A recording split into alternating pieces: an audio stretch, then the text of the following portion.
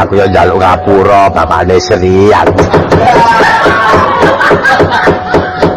Ayo ora dadi apa iso meneh aja kaya ngono kowe mah ngono karo aku arep makne Sri ora ya kembono kowe. Kene.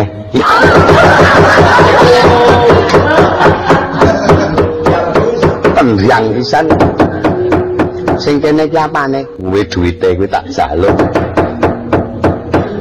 Wis rampung apa durung ning ngandani sedulurmu. Empun kak nyuwun pangapunten nggih Den Ayu kula niki nek mejang adi kula niki mboten kula temoni jen doljen senengane kok meracalela. Kok wis anak-anak kok bendina kok brag-brug. Lah napa tumon agek nesu sing dinisani bojone kok sing didupak ngantek klengkangan anake niku rak ya. Dadi penasaran ta. Sing seneng sing wedok ya sing diyoso-yoso ya anake, nek sing wedok nesu karo sing lanang ya sing diyoso anake. Mulane anake ya kuru-kuru ta nek.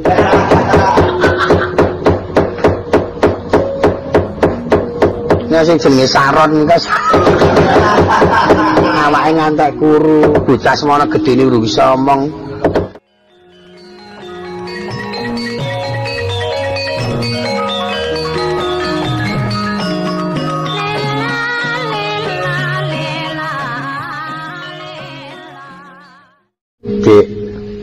Dek, apa?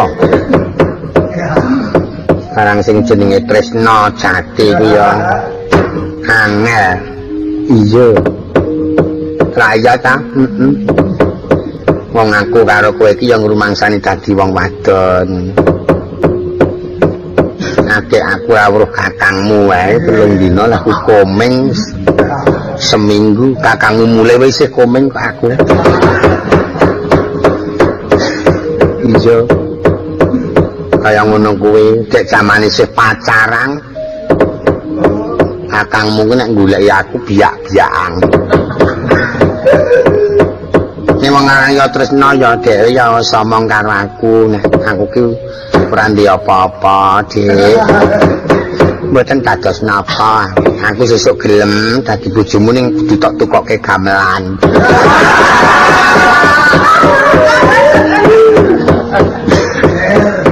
Ning ya gelem, ya aku ya sago ora ketan ming gender wesi sewilah.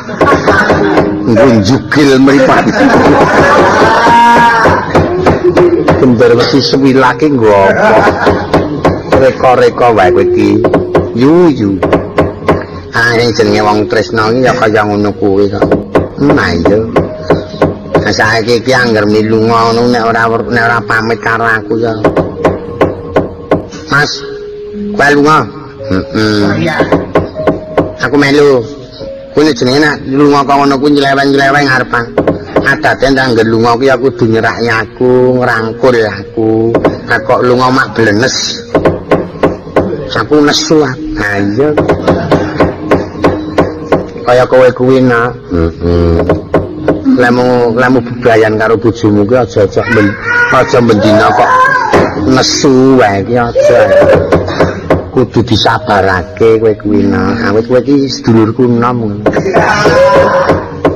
Ayo kepala dadi ajimu kok.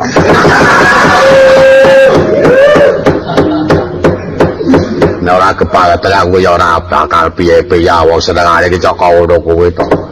Sedaya sok sleman pacar wong lanang sakit kalau dilahir mati iki kok. Tadi wae padha wae. Ora pandang gedhe, ora pandang cilik.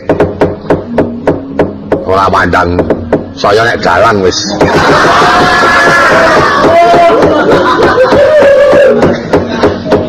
Arep mlemendi bojo loro kadang-kadang mburi ya nenem. Ya ora kok. Mata cewek ngono kowe. Lapis-lapis iki ya mek loro, terkadang siji mburi arah-arah. Mula saiki adimu tak tertipake tenan aku jaga. Awet angel lho golek wong mentuwat. Banjur golek wong mentuwat. Ala temen-temen. Gak iso kembar to adimu ya selirane ya lemu aku ya lemu dadi ganas bane. Nek ya bojomu nang seni. Ah seni anggere lunga ngono ya aku ya apik kae. Daya cok mayang. Oh iya. Teko-teko tak petukake ngono terus tak ucule klambine tak jandake tak gogohi sake. Ora tak gogohi sake tapi terus tak tantang mambengi sindene sapa. Wis gelagepan kono lunga wis ora duit. Kowe iki aja reka-reka kok nak kang rumangsani. Mbok ya ora sacok warna-warna wong wedok ki ora sacok cemburu. Sing ayem tentrem dadi ora sah. Nek agek disanding ya bojo, nek ora ya ora ngono. Iki jenenge wong wedok sing wis longgar pikirane ngono lho. Ora sah warna-warna. Mbok wong ki iso maca drijimu 5 kuwi ra. Driji 5 kuwi mengko karep ngono, tembung jentik. Kuwi jentik ki wong wedok kudu iso utak-utik. Ngono. Wong lanang teko terus dheweke utak-utik ngono lho. Nek ora ngutak-utik bojomu kok kelera. Sing cantik iki tegese iki ya nyambut gawe, ora ana wedang gawe wedang, ora ana sego gawe panganan ngono. Ya sing siji jenenge jentik maneh ya kemau wong wedok kudu sing sumeh. Wong lanang teko ya diapiki ngono. Ayo ya kaya mongku mau to dipethoke, mbok terus nek kira-kira mandel jeglukake tembok. Ora manis nek kok ngono kuwi. Njur temunggul wong wedok kuwi dadi tetunggule wong sak omah wajib mimpin anak, ngandani anak ngono. Sing jenenge penuduh, ngerti? Ngerti. Tegese wong wedok ki wajib nuduhake.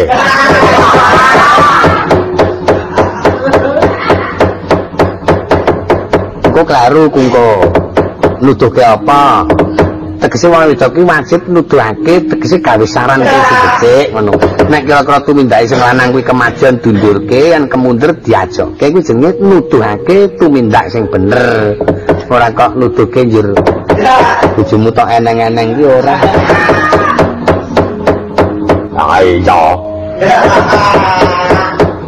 Anjur sing gawe dhewe jempol kuwi tegese apa? Jempol kuwi paijem ngompol. Oh, luwahi. Paijem ngompol, paijem dengkul mlecet kuwi. Jempol kuwi jeneng jentik sing sopan dhewe arep apa-apa anggar wis ngetokake jempol iki wong sing sopan. Bukti nyatane nek ana tamu monggo ora sing tok atungke jempole to. Ndak ana tamu sing dadunge jenenge monggo. Ora wangun. Iya. Milane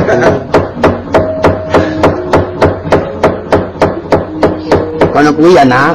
Ya, kowe salah dadi sida ngono le padu karo bojomu. Ya. Ya mengakek iki kuwi kok sing kari dhewe. Kaya nek sawise ya tresnane saya kepati-pati. Oh balis kok sangkan-sangkan ya teko dong tak elus-elus. Aku ya njaluk ngapura bapakne Sri aku. Ayo ora dadi apa iso meneh aja kaya ngono kuwi mah ngono karo aku arep makne Sri ora ya kembang kowe kene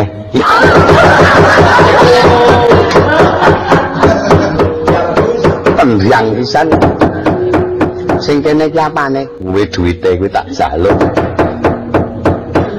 wis rampung apa durung ling ngandani sedulurmu. Empun kak nyuwun pangapunten nggih Den Ayu kula niki nek mejang adi kula niki mboten kula temoni jen dojen senengane kok meracalela. Wis anak-anak kok bendina kok brak-bruk. Lah napa tumon agek nesu sing dinisani bojone kok sing didupak ngantek klengkangan anake niku rak ya. Dadi penasaran ta. Nek sing senase wedok ya sing diyoso-yoso ya anake, nek sing wedok nesu karo sing lanang ya sing diyoso anake. Mulane anake ya kuru-kuru ta nek.